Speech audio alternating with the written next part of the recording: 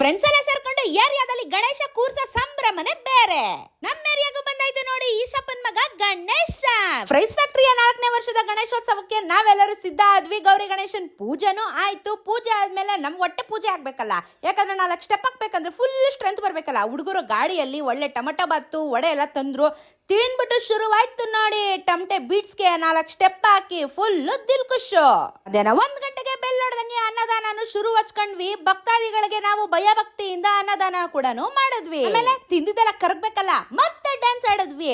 Dance ಆಡಿದ ಖುಷಿಗೆ ಗಣೇಶ ನೋಡ್ಬಿಟ್ಟು ಬರೋ ಅಂತ ಮಳೆನೆ ಬರ್ಸ್ಬಿಟ್ರು. ನಮ್ ಏರಿಯಾ ಫುಲ್ ಮೆರವಣಿಗೆ ಮಾಡಿ ಗಣೇಶಂಗೂ 2 ಸ್ಟೆಪ್ ಹಾಕಿಸ್ಬಿಟ್ಟು ನಾವು 4 ಸ್ಟೆಪ್ ಹಾಕ್ಬಿಟ್ಟು ಗಣೇಶನ ಕಳ್ಸ್ಕೊಡೋದಕ್ಕೆ ಸಮಯನೂ ಬಂದಿತ್ತು. ಮಿಣಿ ಮಿಣಿ ಅನ್ನೋ ರಥನೂ ರೆಡಿ ಮಾಡಿಸಿದ್ವಿ.